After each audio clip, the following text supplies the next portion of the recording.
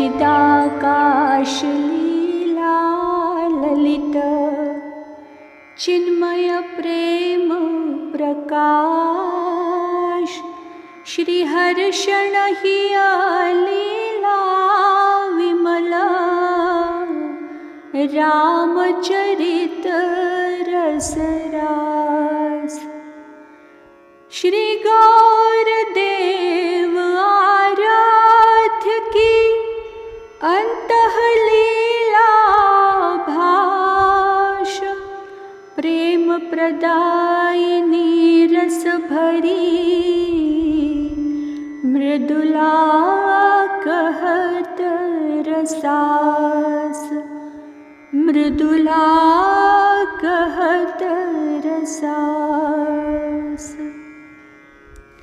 श्री सीताराम जी महाराज की जय। अनंत श्री विभूषित हमारे सद्गुरुदेव भगवान श्रीमद् राम हर्षणदास जी महाराज जी ने हम सब अपने आश्रित जनों के कल्याण, आत्मचिंतन व कालक्षेप हेतु अपने चित्त रूपी गगन में उदित श्री सीताराम जी की चिन्मयी लीलाओं का वर्णन अपनी असमोर्ध्व कृति चिदाकाश की चिन्मयी लीला में किया है, जिसका पठन पाठन व स्मरण चिंतन अध्यात्म प्राप्ति की हेतुभूता है। उपरोक्त ग्रंथ की क्रमशः वाक सेवा प्रस्तुत की जा रही है। आइए हम आज की लीला में प्रवेश करते हैं। यद्यपि श्री राम कथा की रसिकिनी वैदेही बंधु की वल्लभा के कर्ण अद्यापि कथामृत पान करने के लिए अतृप्ति की अनुभूति कर रहे हैं।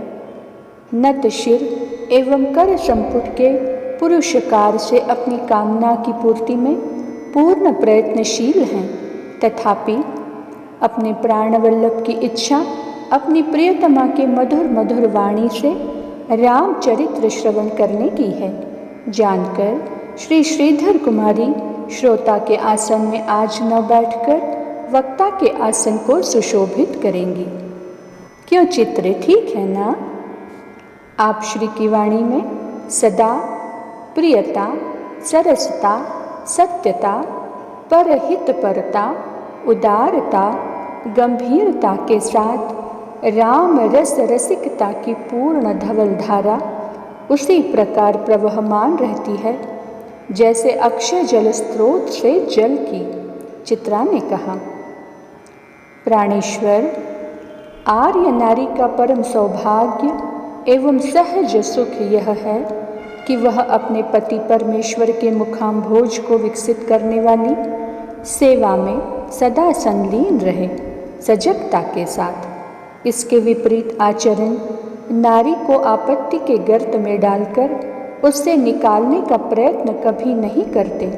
अतएव जैसे आप श्री के सुख संवर्धन के लिए आपकी प्रियतमा के प्यासे श्रवण, अतृप्ति, आदर, आसक्ति और आतुरता को लिए हुए अनवरत राम कथा पान करने के लिए लालायित बने रहते हैं, वैसे ही उसकी रचना श्री सीतारामीय कथा के अभिरामीय अमृत का घोल पान करती हुई आपका कैंकर्य करने में आनंद की अनुभूति करेगी।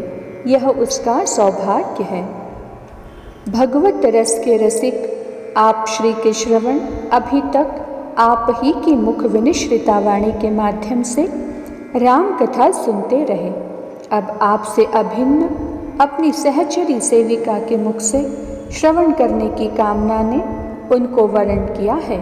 अस्तु श्रवण करें।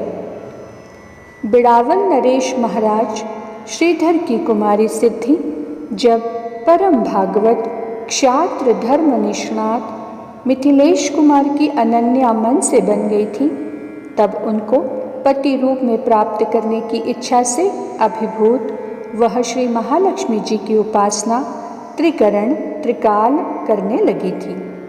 दीर्घदर्शी नारदादि दिव्य ऋषियों द्वारा एवं अपने आचार्य श्री याज्ञवल्क्य जी से आप समेत आपकी अनुजा तथा दाशरथी राम रघुनंदन की विमल कीर्ति विस्तृत रूप से उसके जननी जनक को सुनाई गई थी, जो सिद्धि कुंवरी के श्रवणों का भी विषय बनी।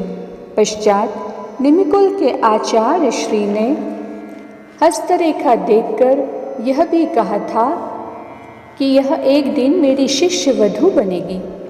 इत्यादि प्रेरणा स्रोतों से आसक्त मना होकर श्री सीताराम को अपने ननंद व नंदोई रूप में दर्शन करने की त्वरा आप श्री के दर्शन करने के समान पुरोद्भूत हो गई थी।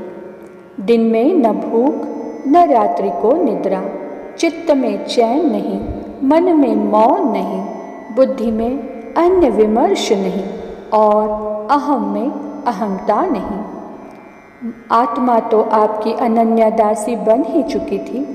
विरह की वह्नि चारों ओर से धूप जनक करके धधकती हुई जलाने में उतर आई थी। सिद्धि को लगता था कि जिसकी यह है उसको प्राप्त न हो सकेगी क्या। किसी प्रकार दिन कटा तो रात नहीं, रात कटी तो दिन नहीं। एक दिन रात्रि के समय स्वयं के कक्ष में सिद्धि सोई थी। एकांत पाकर विरह वेदना ने उसे धर दबाया, प्राण घुटने लगे। मूर्छा अवस्था ने वर्ण कर लिया। उस अवस्था में उसे एक दृश्य का दर्शन हुआ। वह यह कि सूर्य संकाश सिंहासन सुखेन संस्थिता सेवा भरण भूषिता महालक्ष्मी अनेकानेक शक्तियों से समावृत हैं। उनकी अंग कांति कनकोज्ज्वल कमनीय अप्रतिम और अनिर्वच्य है। उन्होंने पाणिबद्धा सिद्धि सेविका से कहा कि तुम सुफल मनोरथा हो, जिसकी प्राप्ति के लिए तुम्हारी की हुई आराधना ने आराध्या को प्रसन्न करके प्रत्यक्ष दर्शन देने के लिए बाध्य कर दिया है।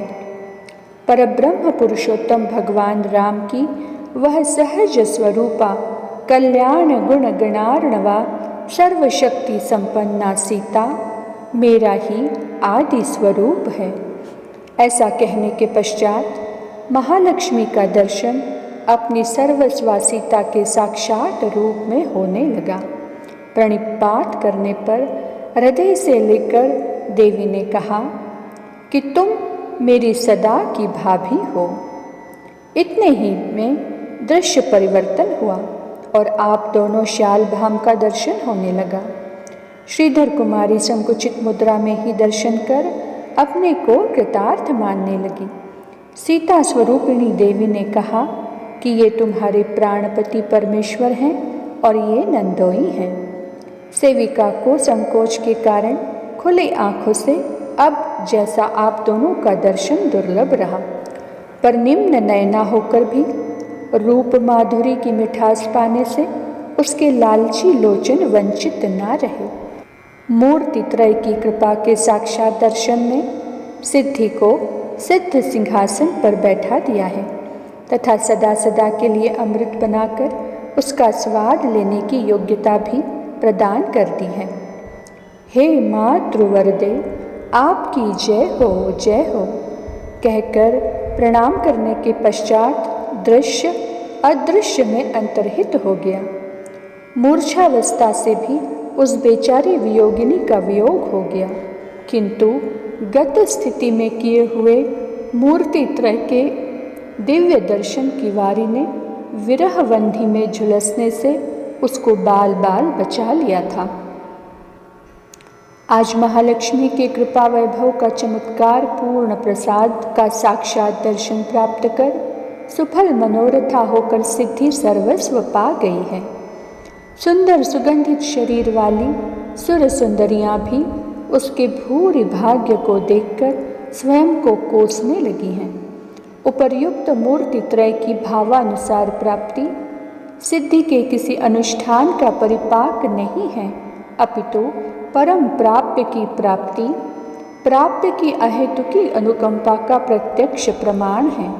इसी प्रकार कभी स्वप्न में, कभी स्मरण काल में, कभी सहज बैठे ही दृश्य अदृश्य के रूप में दर्शन, स्नेह, सांत्वना प्राप्त कर करके कालक्षेप करती हुई सिद्धि ने वियोग की आँच को संयोग की सुधा के रूप में परिवर्तित पाया।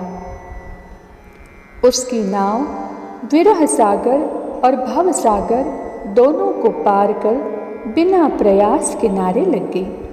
अहो, यह कृपा वायु के बहने का परिणाम है। साधन के अभिमानी लोग चाहे जो बड़बड़ाते हों, मस्तिष्क की प्रतिकूलता में सभी स्वतंत्र हैं, किंतु परब्रह्म पुरुषोत्तम भगवान की सशक्ति सेवा एवं उनके अभिन्न आत्मा परम भागवतों के कैंकर्य की प्राप्ति साधन साध्य नहीं है, अपितु उनके कृपा वैभव का पूर्ण विकास है। येन प्रकारेण सिद्धि मुख विनिश्रित पूर्व कथा का पेय पीकर श्री सीताग्रज अन्य कथामृत पान करने के लिए अतृप्त से अपनी प्राण वल्लभा की ओर देखने लगे। आज की लीला को वाणी यहीं विराम देती है। श्री मिथिला विहारी विहारिणी जो सरकार की जय। श्री लाडली लाल की जय हो।